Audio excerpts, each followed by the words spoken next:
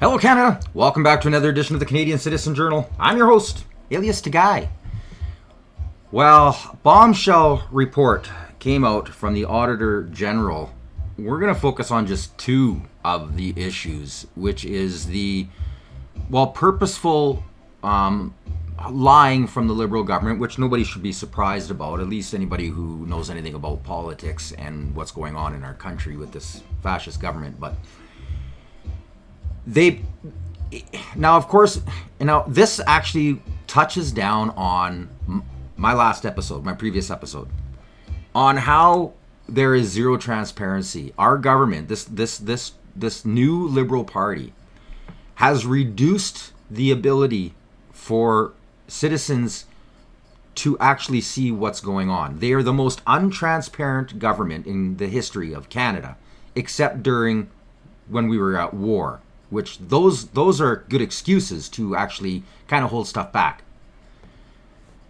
But the worst part about this is they're such a brick wall that even the parts of government that are set up in place to look into government procurements, spending, law, all of the innermost parts of our democracy can't do their jobs because they can't get the information.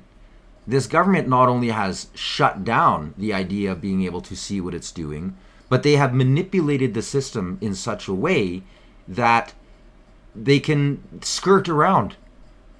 Literally skirt around. Like just say, well, we're okay with, instead of doing this, we're just going to kind of go and do this, which we've seen, and we're still waiting for the documents, which is surprising that Parliament is up and rolling.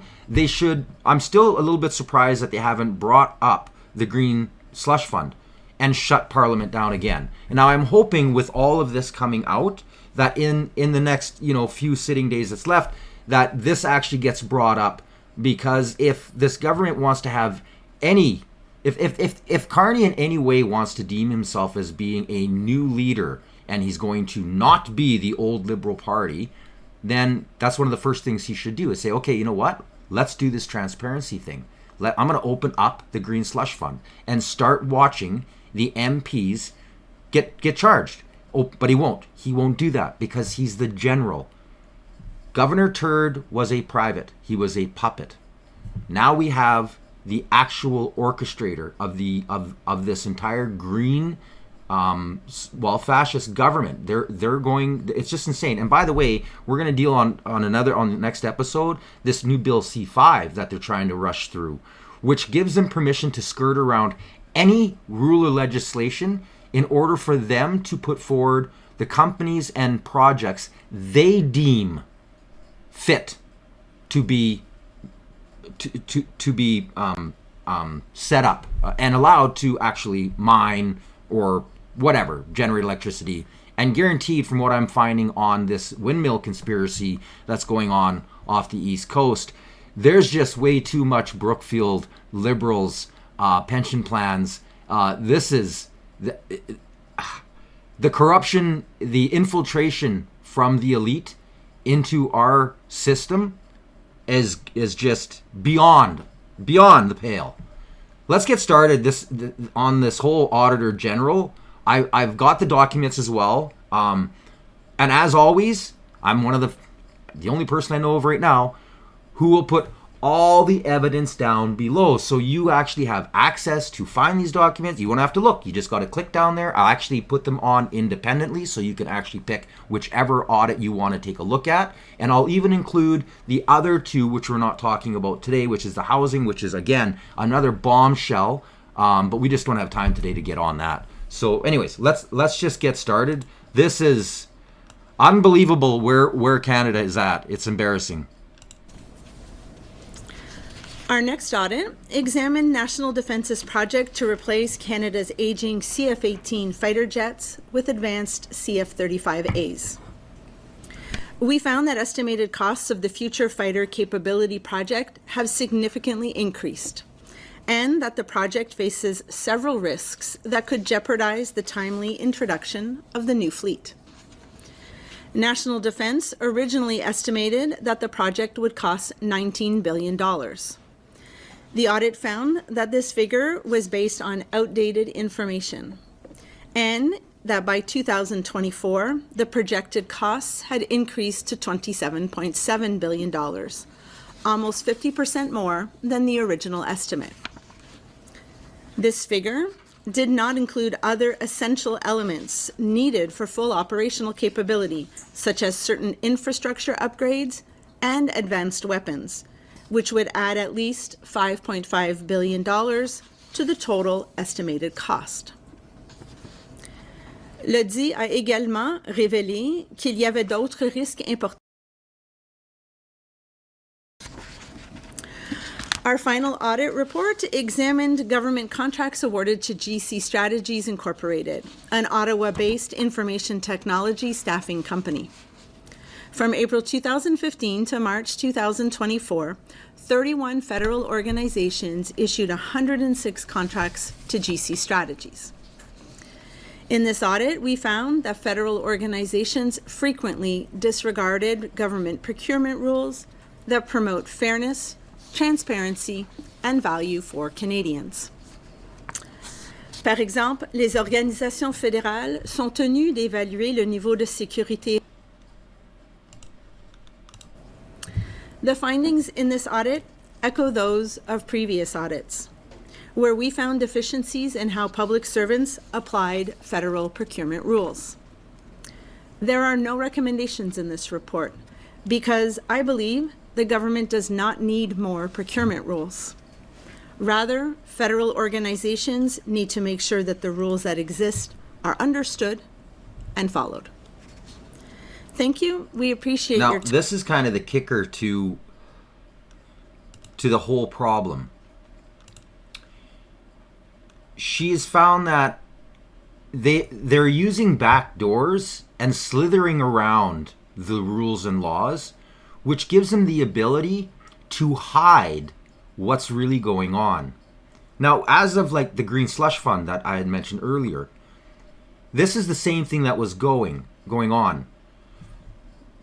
These people have found ways that after hours, of course, these people are talking. They know where their investments are. They know which hands to pad in order for them to get a piece of the action. And they also know which people need to get the money because you promised them that behind closed doors in whispers of the night because they're funding and helping you get elected. This is the Laurentian elite on steroids, which I've been warning about. And way before I even created this channel, was exposing to a lot of different people just through my personal life because I was seeing the takeover of the Liberal Party. Now, going back to her first part where she's talking about the F-35s, they purposely, because the Liberals were the ones who first quashed it, they didn't want the F-35s. They were just being obtuse. They were being completely ignorant, purposely trying to stir the pot, let's just say, when the Harper government was in and was securing this deal, which back then, if I remember right, it was somewhere around 7.8, and by the time the infrastructure was built, it was going to be $9 billion. By the time the Liberals finally realized that it was a good idea and then tried to capitalize and say, well, this is our idea and we did it better, the cost had ballooned because by then there was huge technological advancements.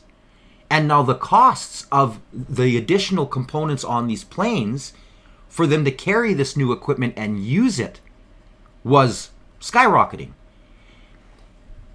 And the part in which they left out was not only that, which is a huge part, close to 20-25% more in cost, it was the 75% more in cost of the infrastructure and that we would have to build and house and teach our own military on how to use these said new technologies. This was purposely done to mislead Canadians. Now, the worst part about it is because this government has surrounded themselves in a barrier to stop anybody from seeing what's really going on behind closed doors, This whole $9 billion that Carney has just dropped, this tells me he knew this report. This Auditor General has leaks in their office.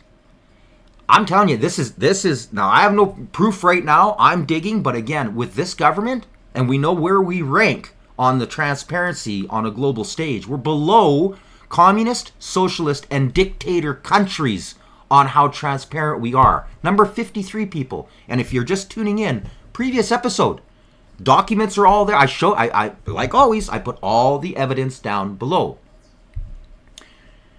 So the government dropping this $9 billion seems to be almost like a cover-up on monies that we don't know were already being given or promised to certain companies that were already involved in the military supposed bill that was passed by Trudeau.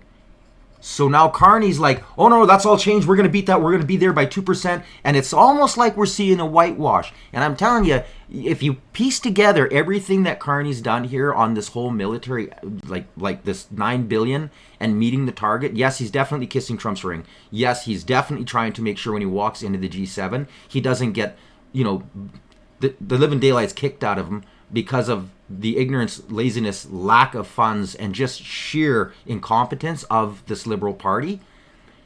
There's more to it, and I knew there was more to it, and had a heart. I was like, why? Why now? Why? Boom. This is why. The Auditor General has a leak in their office.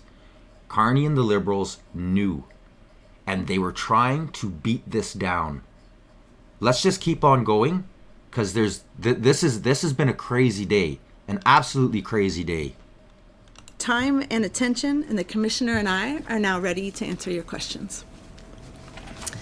Thank you very much. We do have more than a dozen people with questions, so hopefully we will be able to get through most, if not all of them. We'll start with Christian Noel from Radio Canada. All right, we're going to fast forward past the French. Laura Osman, The Logic. Hi, Auditor. I wanted to ask you about GC Strategies. Did your investigation uncover any wrongdoing on the part of GC Strategies, or did these issues boil down to essentially poor contract management on the part of the government? So I think it's important to know that my mandate doesn't allow me to go look and audit GC Strategies. I can't audit private organizations. I can only look at what the public service has done. And what we found here is that public servants were not applying procurement rules that at times are very clear. This echoed findings that I had in my previous audit on ArriveCan, as well as a previous audit on professional services that focused in on McKinsey & Company. I said it back then, and I'll repeat it now. I have no reason to believe that this is unique to two vendors. And that's why I believe the government needs to take a step back and look at why this behavior is happening. And is it that there are just too many rules that just keep getting added on audit after audit, so that folks don't understand all of the rules? Or are people trying to go around them to make the process faster? Either way, the rules are meant to support transparency and accountability, and I would expect that those basic elements are followed by public servants. Now, this is something that the Conservatives were trying to... They had promised that if they had won the election, they were going to change the ethic rules. They were going to also include it into the transparency of all of the people involved in any procurements, even those who sit on the boards of the government committees and organizations that hand and dole out this money. And what they wanted to do is they wanted to not only include all of them involved into an ethics code, they wanted to change it so that you weren't going to get a slap on the wrist. No more $100 fine. No more, well, you broke ethics, move on. They were going to actually put a price on the crime. And of course, when they were saying it, it sounded as though they were going to be in the tens of thousands of dollars. But there were a lot of different conversations that were being had within the Conservative Party where most of the MPs wanted a percentage, and they wanted to be able to admonish anybody who was involved in a scam, even if it's their own party. So if you were found out, like, at least 24 of the Liberal MPs that are sitting in the House today, that they were involved in deviating and manipulating the processes in which to help their family members or the people who helped get them elected, the companies, they would literally never be able to run for politics again. They would immediately lose their job. They would be fined. They would introduce part of a code in the criminal act so that the RCMP had the ability to actually charge politicians. This would have changed our democracy for the better. Like, this was one of the best things that I found that the Conservatives were trying to push forward. Now, in the end, they ended up coming out fairly light, and Pierre and the rest were saying, well, we're just going to do it up to $10,000, and then they got rid of the actual criminal code aspect. And so there were talks. There was a chance that we could actually hold politicians to account. And then if they would have actually pushed for this deeper legislation, especially including putting into law, allowing the RCMP to be able to charge them, this could have actually opened up a huge door, because it would have allowed the justice system to slowly figure out ways in order to move these laws and place them accordingly to every single position that's protected within our political sphere. This could have really changed our democracy for the better, and it never did. So anyways, let's move on here. Given the investigations you've done so far on McKinsey and GC strategies, do you have a sense at this point of how widespread these issues are in the public service? Well, I can only speak to those two elements, and in both cases, the vendors represented a really small percentage of what was spent on professional services contracts by the federal government. But in the McKinsey work, we had looked at 10 Crown corporations and 10 departments. In this audit, there's 31 federal organizations, including 1 Crown and departments. And we found issues in almost every contract that we looked at, which tells me that there's no reason to believe it's limited to these two. And it's time for the public service to go back to the basics in understanding procurement rules and why they should be followed. So in other words, every single thing the Liberal government has been doing, they have been doing like weasels. That is her very polite way of saying that from what she's been allowed to look at and what she has looked at, every single file, there has been, inappropriate not only behavior, there has been on the gray area of illegal, but this is where you can't charge them. And this has got to change. And because she doesn't have the ability to look any deeper than what her mandate gives her, and the fact that the government is like I said, a brick wall, they have zero transparency, she's limited in the documents she can see. So what she's seeing in layman's terms is only the tip of the iceberg. This corrosive backdoor dealing is in every aspect of the Liberal Party. Emily Bergeron, Le Presse Canadienne. We're going to move ahead. Good morning, Ms. Hogan. It sounds like you're not super optimistic that these fighter jets will be fully operational by 2033. You cited the lack of clarity on the cost of provisional infrastructures. You've talked about lack of training, the infrastructure itself missing. What would need to change to make you think, okay, these jets will be in place by the timelines the government has suggested they will be? Well, I would expect that once orders are placed for the jets, they will arrive as intended. But the government needs to be ready to receive them. I think that's my biggest concern here is the government needs to, or national defense needs to have a better focus on costs, on following and monitoring costs. And also to complete many of its plans were missing critical elements and progress against the plans were slow. Risk mitigation measures were, in our view, more reactive than proactive. This is a really long project, and in order to be ready to receive those planes, something needs to happen to fill the gap for trained pilots and to have the infrastructure ready, because right now the interim measures are only going to see additional costs. Joe Tunney, CBC News. Just as exciting as fighter jets, I want to ask more about the office buildings. Okay. This is another file we're going to have to work on another day with the housing aspect. It's another big bombshell. It's this whole housing accelerator fund that they put through. It's a scam. It's not working. What the idea of the whole office space, the abuse of employees within the government that are unwilling to give up their,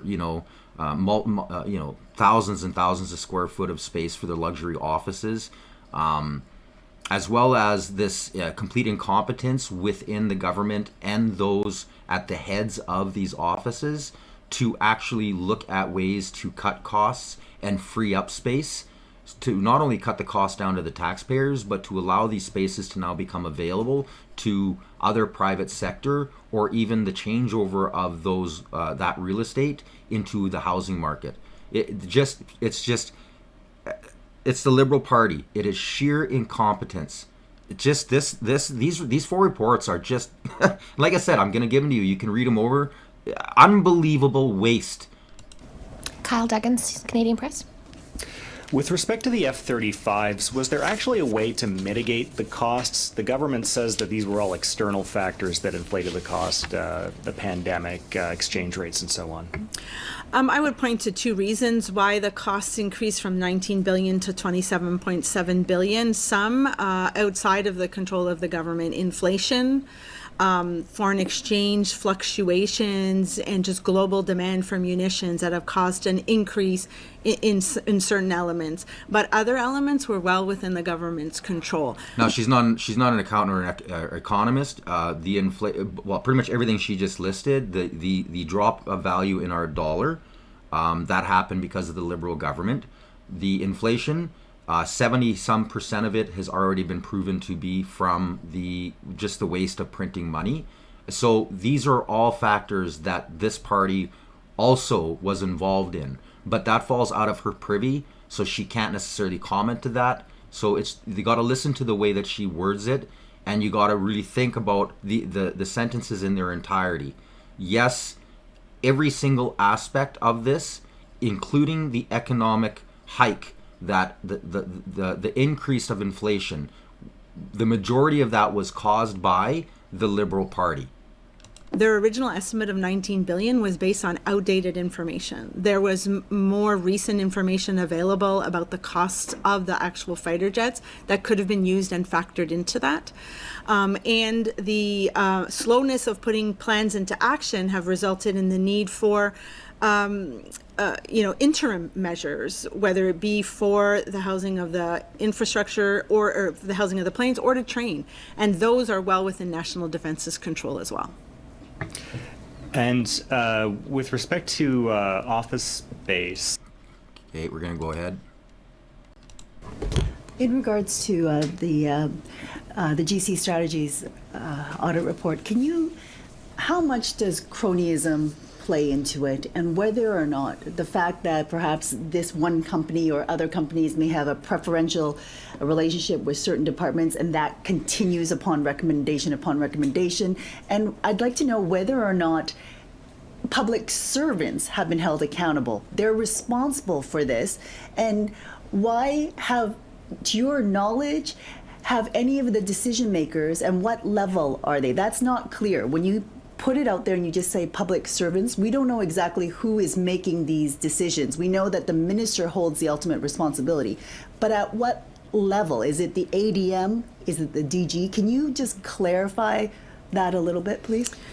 So following our audit on Arrivecan, and then McKinsey was quick thereafter, when we responded to the unanimous motion in the House to go look at all the contracts issued to GC Strategies, I knew that we were going to be looking at the exact same time frame. So I believed that we would end up with very similar results, and that's what today's audit is confirming. But because of the findings in those previous audits, we wanted to see if there was a thread of a common public servant moving through departments, and why was GC Strategies being awarded these contracts, and we did not see that. What we saw here was public servants at all levels. Sometimes decision making was at the working level, other times it was higher up in the executive ranks, just not following the basic procurement rules that are meant to show transparency, good due diligence, and value for money. In our conversations with public servants, at times they were surprised that there was a requirement to document certain things. And so I think it's important to know that the rules exist to be able to show to Canadians and parliamentarians that the public service has done their due diligence when they spend taxpayer money. And that's why they just need to go back to basics here and remind everybody of those rules. So in other words, the sheer incompetence is from the bottom to the top. And it's not one person or a few people that are deviating around the rules in order to steal money. It has completely infested every level and every branch. Now you got to remember, after 10 years, there is no other parties left. All of the individuals are now Liberals. And that's why this has got worse and worse and worse. And with the Liberals, and the fact that the Liberals have, you got to remember, we're run by children. We didn't just elect children, we elected challenged children. Children who are spoiled and have no idea about the responsibilities and burdens that they should be carrying on their shoulders to deal with a country. This is what she just said, and she said it very politely, is just a very nice way of saying the corruption is from the bottom to the top. It's not just done purposeful. It's done because the people who are now part of this system have no idea what they should or shouldn't be doing. They're just doing what they feel they can get away with. What do you mean there's a rule for that? I didn't know that. We have the wrong people doing these jobs. All of these fall under the appointment and guidance of the Liberal Party. Elbows up. Elbows up. And then in regards to the F-35s, how much did the lack of political will factor into these cost overruns and delays? Well, I think the cost overruns linked to the infrastructure was the slowness of the decision on which aircraft. As I said earlier, National Defense knew that they would need to upgrade the facilities at Cold Lake and Bagotville. And in fact, they know that they have to upgrade the facilities all across the country to accommodate a new fighter jet. As soon as you're moving from the CF-18s to any other fighter jet, there is some upgrades needed. That decision, when it finally came, then additional information was made available about what was needed for the infrastructure for CF-35s. So some of it was outside of National Defense's control, and some was within. I do think that it's important that Canada, decide what its Canadian Armed Forces should look like, so that it could be properly equipped going forward, and that decisions could be made faster, and then hopefully D&D will be able to act on the plans in a better way. Wow. Mateo Chimilaro, Ottawa Citizen. Yeah, thank you. I just want to go back to your point about how department heads or federal tenants are hesitant about reducing. Scroll ahead. Sofal Dutch, Global. Hi, was there a sense of a number of how many fighter jet pilots and technicians will be needed to be trained now to meet the full operational capability targets?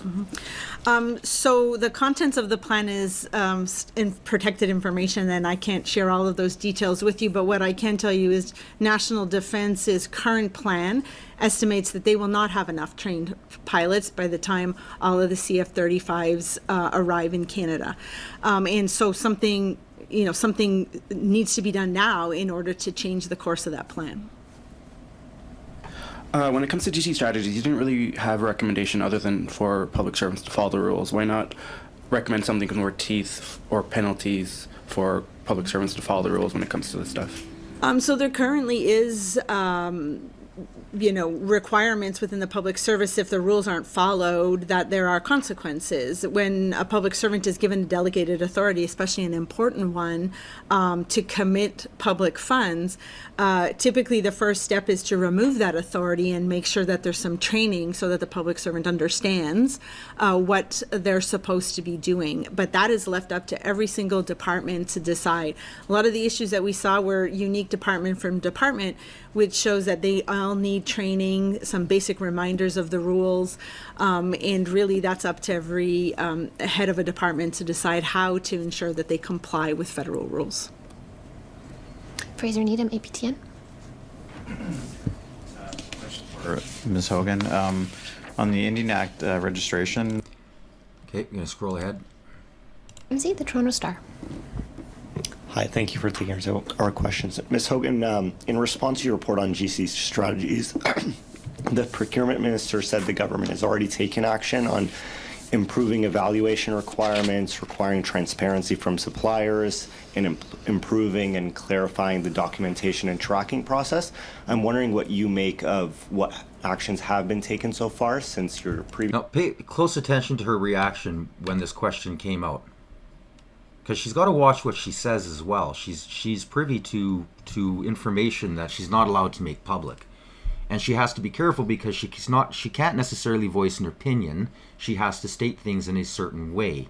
That's kind of their job, right? To be in the middle. She can't go left. She can't go right. She's got to be very, very plain and just put the facts out without seeming bias. Watch her reaction on her face with this question. Suppliers and improving and clarifying the documentation and tracking process.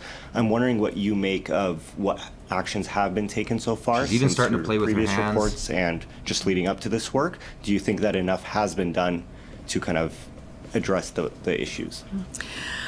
So this audit was interesting. As I mentioned, I was responding to a unanimous motion in the House of Commons that was taking us back in time to look at a period we had already looked at. And when I had done work on the first professional services contract, I had said I didn't have any reason to believe it would be limited to McKinsey. And here we are looking at work on GC strategies and finding the exact same findings. Following that previous work, there were some changes made, and I know there are some more coming this summer. I can't tell you whether they will work. I haven't looked at them, but I still think the government needs to take the step to look at, do we have too many rules? Because what was added was around a certification. I'll highlight two things because there were many little things added, but a certification that public servants understand when they're part of a procurement process, all of their responsibilities, and that they've discharged them properly, and also looking at vendors and vendor management and more information, as you said, from vendors. That's adding another step. And so I really hope that the Federal Public Service will take a step back and decide whether or not they need to reduce some so that this can be better managed, when the goal of the rules is to support transparency, accountability, and good value for money. So in other words, the hiring spree that the federal government, the Liberal Party, was doing to try and hide the actual job numbers, because you got to remember, this is what they were doing this on purpose, because our economy was doing so poorly from mismanagement. They were not only lying on the statistics and were changing the way in which they showed the statistics of the unemployment rate. They were hiring mass amounts of government jobs to balance it out and hide the fact of how bad our economy and country was doing. And she just pretty much said it in layman's terms. They've got a whole pile of people in there uneducated, who don't deserve to be in there, that have these positions that are in the way. And they're actually, because there's so many of them, it creates so much chaos. It's hard for them to trace and find things because they're lost in the numbers of departments and the amount of heads that are involved in this that shouldn't be. They shouldn't be there. Again, damning. But it's the wording. You've got to listen to the way she's wording it. She's being political. She's being non-biased. But she stated it right there. And like I said, if you watched her reaction at the beginning of that question, this is something I think she wanted to get off her chest. She was waiting for the right question. And as he was questioning it, was getting nervous about if the question was going to be poignant enough in the direction that she was hoping to get something out. And I think it was close enough.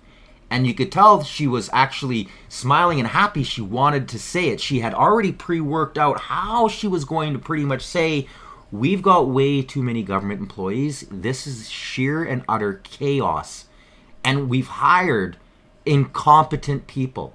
Not that those people at some point in time couldn't be trained to do the job, but because of the mass hiring, the speed of which these people were hired and thrown into these positions didn't give them any ability for them to actually understand their job, which makes them incompetent.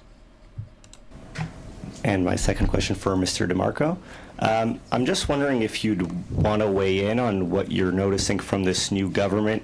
There's this new bill which would kind of give some options to override environmental regulations to kind of build faster and approve projects. Even right now, not getting... Okay, this is the Bill C-5 I was talking about. Again, we're going to have to deal with this on another show just because I've got so much to cover.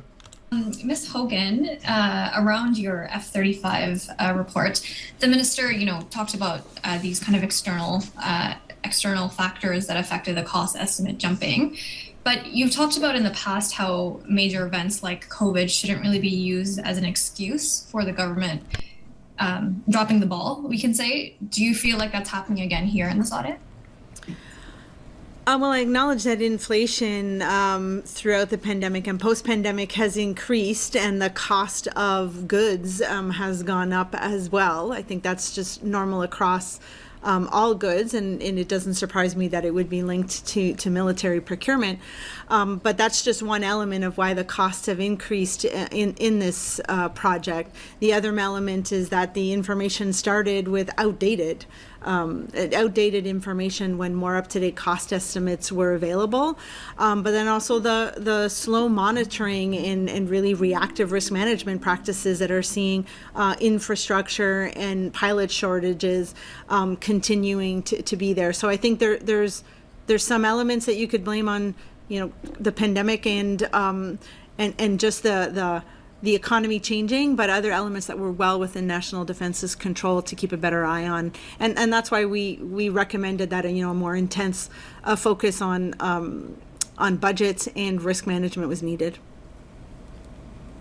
And the deal itself is under review by the government. So based off your audit, what is one lesson you wish the government takes out of this as it does that review? So I can't comment on the review, but I hope that the government will see that the issue we identified back in 2018 when we looked at the CF-18s continues to exist today. The shortage of qualified, trained, skilled pilots is important. You can have all of your fighter jets here, but you need pilots. And so they really do need to take some action on that plan in order to make sure that they fix that really critical, important gap. Eric Pierre Champagne, La Presse. Absolutely wild. Now, just for everybody's refresher, let's not forget. I now ask the Sergeant at Arms to admit Mr. Firth at the bar of the House. It's an interrogation so rare. On behalf of the House of Commons, I admonish you that it hasn't happened since 1913.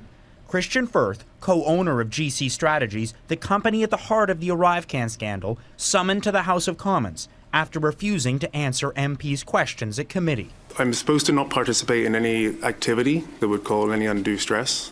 to myself as being diagnosed with having acute mental health flare-ups. That stress undoubtedly added to by an RCMP raid on a property Firth owns just outside of Ottawa. There was a search warrant, not an arrest warrant, for my property to obtain electronic goods surrounding the Butler allegations. Despite the revelation, the government did not ask questions about the raid or ArriveCan, only about Firth's health. We do not believe that it is appropriate to question Mr. Firth if he is not medically able to participate. We want this to be done in a way that respects the dignity of Parliament. It's a cover-up. This is a cover-up, people.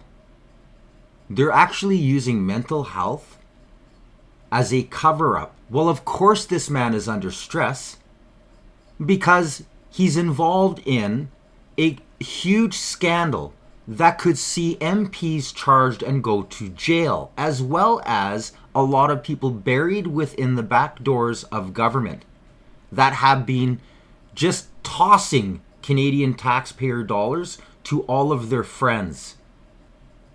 Let's not forget, these Liberals are still in power. Canadians voted the Liberal Party to remain in power after this. But the opposition pressed on, pushing Firth on the $19 million his two-person company got for work as a middleman on ArriveCan. Why did he mislead the committee by answering that question in the negative? Mr. Firth. Mr. Speaker, at that time I thought I did answer it correctly. I have a very difficult time accepting that answer and believing that answer to be the truth. Has the government asked Mr. Firth to repay the money paid to GC Strategies on ArriveCan? Mr. Firth. Mr. Speaker, no, they have not. All I can say is, aren't you ashamed? Yeah, this is May. Drunk May. What a waste. What a waste of a seat. Mr. Firth. Mr. Speaker, do I have to answer that? Yes. Yes, you do. No, I am not ashamed. The RCMP confirmed the raid on Firth's property. Well, there goes his mental health idea. Because, obviously, he's got all his noodles there. He doesn't feel guilty. So he should be answering the questions. He should be forced to. To Global News and specifically stated it was not related to ArriveCan. But Donna, a source with direct knowledge, says the warrant is broad and the RCMP will be able to look at computers and other information seized at the property for a number of potential criminal offenses that they're investigating. Okay, Mackenzie, and on. Yeah, absolutely crazy. So let's just listen to what Polyev had to say about this. My hands. Today's Auditor General's reports, I should say, are a chronicle of Liberal incompetence and an orgy of Liberal waste. We have here GC Strategies, the company the Liberals gave over 100 separate contracts from 31 different departments, which is under RCMP investigation. The contracts were for IT, even though GC Strategies does not actually do IT work. We all remember this is the same contractor that did the unnecessary and useless COVID app that was way over budget and could have been completed for a fraction of the cost. We now know that in other contracts, the government overpaid. They often didn't even check what the market rate was for the services that they were buying. Quote, actions of the federal government frequently did not demonstrate value for money. Federal government made payments without evidence that all the deliverables were received. Translation, they paid even when they didn't see that the job was done. So 46% of the contracts examined, there was no evidence that the work was completed, and yet the government paid for it. It'd be like if you walked into a restaurant, you were never served a meal, but you paid the bill anyway and added a big tip and sent off the bill to the taxpayer. That's what Liberals have done with your money in this case. So now, who's responsible? Well, Public Safety Minister LeBlanc was at the time, Public Safety Minister who helped get these contracts out. Now he's been promoted in the Liberal government. You've got Patty Hajdu, who was the Health Minister that kicked off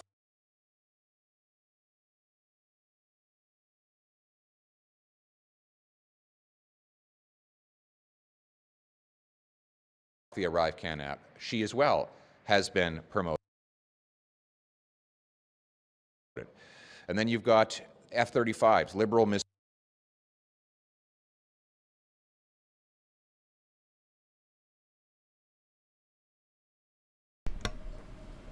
Got some lagging issues here.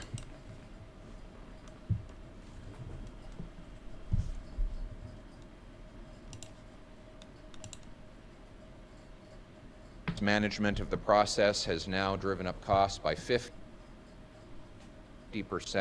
or $9 billion. The infrastructure delays are going to mean we need 2 fighter squadrons slated for completion in 2031, more than 3 years late, forcing extra spending on interim facilities. They haven't recruited enough pilots to fill the gap. They've got weak project management, risk management, and coordination plans remain incomplete and slow. And the bottom line is that rising costs, construction delays, staffing gaps, weak oversight threaten the ongoing introduction of the fighter jets. And who was responsible for that? Well, Anita Anand was one of the defense ministers who helped bring about this boondoggle. She has been promoted in this government. So in all of these cases, you have promotions for those who caused the problem. Now, finally, you've got federal land for housing. In the middle of the worst housing crisis in the world, the government has failed to live up to its promise to sell off federal land and buildings for housing. They said in 2017 half of their buildings and land were underused or vacant, and yet only 2% of it has been disposed of for homes. They've built only 309 homes, 90% short of the 4,000 they promised. It takes them 8 years to sell a property. 8 years. You've got $3.9 billion we could be bringing in over the next decade if we sold off these buildings and avoided having the operational costs of them. And the fact that they've missed these targets means that there are countless young people who can't afford homes, single mothers who pay higher rent, seniors choosing between eating and heating because the cost of housing is out of control. Again, the housing minister who caused this disaster has now been promoted to Liberal Minister of Justice. So it is the same Liberal ministers, the same Liberal gang, making the same Liberal mistakes that cost Canadians a fortune. And that is why we are calling for accountability. We're calling on the government to get our money back. They need to go to GC Strategies and get our money back so taxpayers can be made whole. We must ensure our government spends money wisely to protect the taxpayers, to make sure this is a country where hard work pays off with a great life in a beautiful home on a safe street. What do you make of the fact that public servants are not being held accountable for failing to check that this work, like, signing these contracts and never checking that the work's going to be done? Should there be punitive measures here?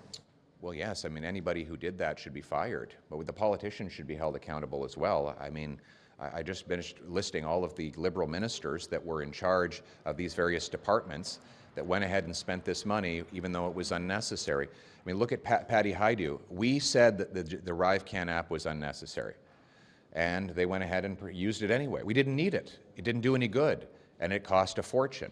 Why was she not held accountable instead of promoted by Mark Carney? Why was Dominic LeBlanc, who was the public safety minister, not held accountable? Why was Sean Fraser promoted after he made these mistakes?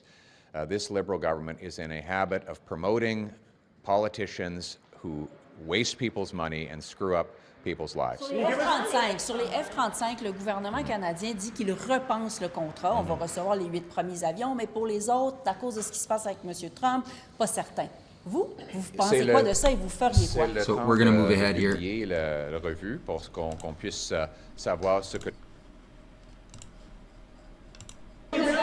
Spending 5% of GDP on defense spending. That's going to be the new target for NATO. What's that? I didn't hear you. Would the Conservative support spending 5% of GDP on defense? I don't know any of our allies that are spending that sum right now. I'm aware of promises being made, but I mean the Americans I think are at 3.4. That's actually down from 3.6 because of the DOGE process they brought in. But we want more money for defense. We want to rebuild our armed forces. The other thing we want to focus on is value for money. So let me give you. Here we have the report on the fighter jets. There we go. Oh, you got a second one, just in case. Just in case I want to read it twice. He's got a second copy. But here you are with this report. If you have another 10 or 15 boondoggles like this, you can probably hit the 5%. So the question we have to ask ourselves, is the goal to push out as much money as possible, or is the goal to have the best equipped, the best trained, and the best quality of life for our military? And I think it's the latter. Sur les F-35, est-ce qu'on les abandonne? Vous avez pas répondu. Est-ce qu'on abandonne This is les the former F-35? chair, and he deserves some credit for bringing this to light. Look, I'll just say I'm looking forward to the committee sitting as soon as possible once it's reconstituted later this week.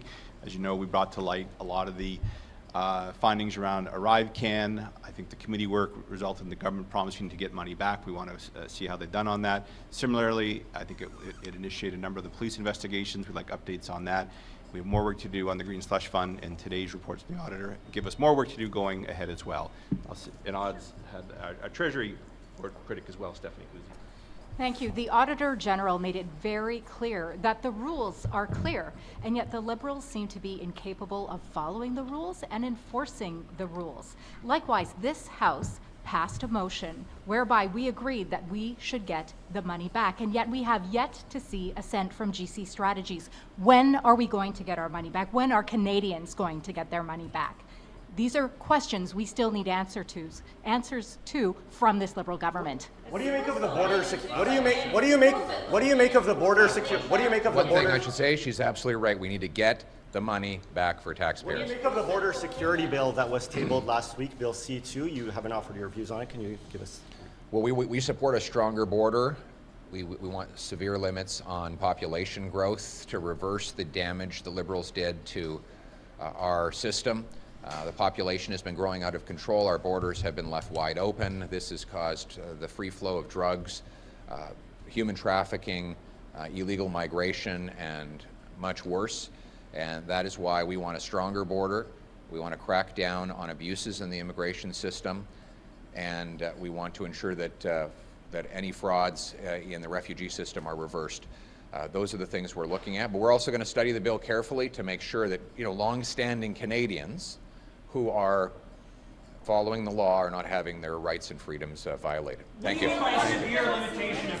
So I'm gonna play a little wee bit that happened in the House here today, because you need to see the incompetence. It's Trudeau 2.0. This is what we've been dealing with for 10 years, and nothing has changed. Brent, South, Six Nations. Speaker, today the Auditor General released a scathing audit on the top Arrive scam fraudster GC Strategies. This two-person basement dwelling company feasted on $64 million taxpayer dollars.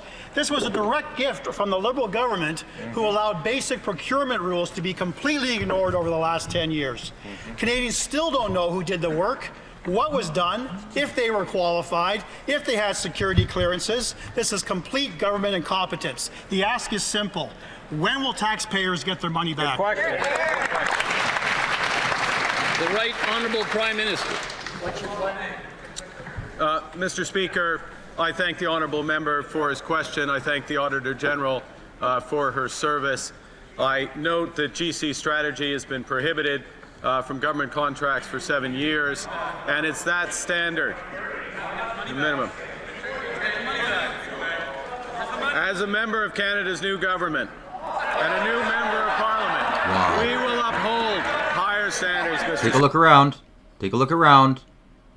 Same MPs. They got a few fresh faces, but pretty much every single one of the people who were involved with stealing your money is sitting behind him. The honourable member for Brantford, Brant South, Six Nations. Mr. Speaker, shockingly, the very same Liberal ministers who had their fingerprints all over the Arrive scam are still in cabinet today. Right. Namely, the Jobs Minister, the U.S. Trade Minister, and his Foreign Affairs Minister. Their lack of ministerial responsibility is both negligent and inexcusable. The fraudulent payment of $64 million isn't just about reckless spending. It's a total waste of taxpayer dollars and a betrayal of Canadians who are living through a cost of living crisis. So I ask the Prime Minister again, when will taxpayers get their money back? That's a good question. Right Honourable Prime Minister. Mr. Speaker, I would like to commend the members opposite for supporting the Making Life More Affordable Act to get taxpayer dollars back to Canadians. Yeah, a cup of coffee a week, that's what they're saving you. What a waste. This is just, again, wow. And commit. This government is committed. This new government is committed to making the best use of all taxpayers' dollars. The honourable member for Selkirk Interlake. Mr. Speaker, the Auditor General just slammed these Liberals in her report this morning and said what we've known all along. The Liberals have broken our military. Today's F-35 report criticized the Liberals for misleading cost projections that are 50% higher by over $14 billion, ongoing construction delays for necessary infrastructure, ignoring the severe pilot and mechanic shortage, and implementing weak oversight mechanisms. The ministers who are responsible for this debacle are still sitting in here. Will the Prime Minister hold them accountable for this mess? Here, here. The Right Honourable Prime Minister. Mr. Speaker, I'd like to know if the member opposite holds himself accountable for letting military spending fall below 1% of GDP. That's right. When the Conservatives were in government. This government has doubled military spending in cash terms. We're meeting our NATO obligation this year, leading from the front. The honourable member for Selkirk Interlake. Prime Minister, we actually delivered for our military. We bought brand new 5 CF-18 Bullmasters, new Hertz, new Leopard tanks, new Chinook helicopters. We delivered. Instead, what we got here is an Auditor General report reference to her 2018 report on Canada's fighter jets. That report said the biggest obstacle to meeting operational requirements was a shortage of fighter pilots and technicians. Over the last Liberal decade, the Liberals have worsened this capability gap through mismanagement and completely ignoring the Auditor General's recommendations. So the question is, the Foreign Minister who was responsible for the military back in 2018 is still in his cabinet. Why? Good question. The Right Honourable Prime Minister. Mr. Speaker, I was proud to stand yesterday with the Minister of National Defence, the Chief of the Defence Force, and announce the largest increase in military expenditure in decades. Building our military strong, building our military with Canadian technology, Canadian jobs, Canadian steel, Canadian aluminum. That's what the review of the F-35 is about. That's what the future of this country is about. Now, do you see what I mean by there's a leak inside the Auditor General's office?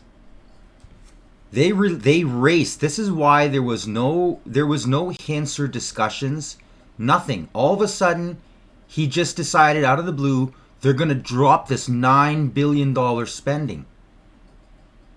It was a cover-up, people. We need a total reset. We got to clean house because this is beyond evil. The Honourable Member for Charles-Haute-Saint-Charles. Mr. Speaker, the Auditor General severely has criticized the government's management of the F-35 fighter purchase. It's now 50% over budget, $30 billion in costs.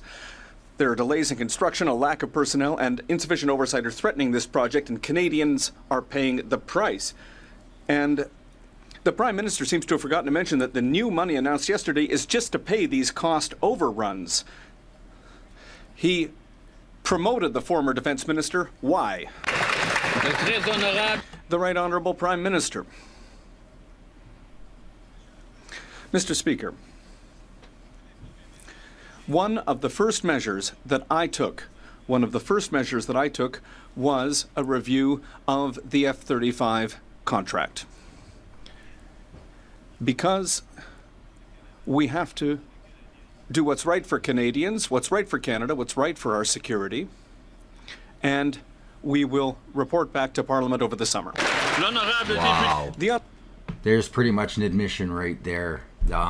There's got to be a leak inside because it's the only way any of this makes any sense. And that MP was right. It just seems like the $9 billion matches a cost overrun in order for them to keep this procurement, which will keep Trump happy. If they wouldn't have announced it, And then all of a sudden it came out that we were actually lacking the amount of money to complete the purchase. And not just that, but that the government itself was purposely hiding the amount it was going to cost, knowing at the time, and you got to remember, this is what the Auditor General said, they had all the information there about how the actual costs.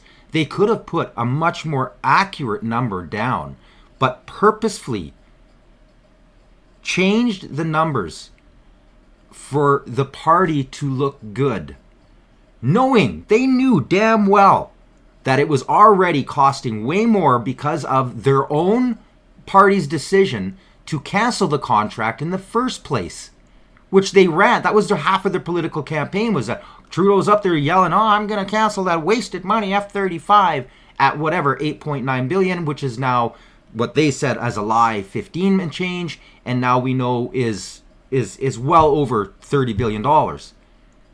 This is absolute, this is criminal behavior. It's, what a waste of taxpayer dollars. I cannot believe, I still just in shock that there are people out there that voted Liberal again. But this is why I need you to like, share, and subscribe. They don't know. A lot of these people, they don't know. The media, this will all be buried. And guarantee you, nobody's going to be talking to the fact that there had to have been a leak or something, because why else would he have thrown the $9 billion down? Now, like I said in my previous episode, it definitely has a lot to do with Trump, the kissing the ring of the Trump. Well, now we know why he was kissing the ring of Trump, because they were so short-funded. In order for this deal to actually go through, he had to bring the money forward. And the Liberals broke us. We're bankrupt. So now we've got another $9 billion with no budget to tell us where it's coming from. Where are we going to get the money from? We're broke. Canada, we're in trouble. I hope you enjoyed today's episode. There's been some other news I was kind of wanting to report on. We have the largest fentanyl bust in Canadian history, a huge cocaine bust that went down. Again, more of the reality of what the American administrations have been warning Canada about for almost 17, 18 years. I mean, even the Biden administration was coming up and warning, saying, you guys have been taken over. Our media has just been covering it up. Unbelievable. Make sure you like, share, and subscribe. Until the next time, I'm Alias the Guy. You've been watching the Canadian Citizen Journal. Stay informed.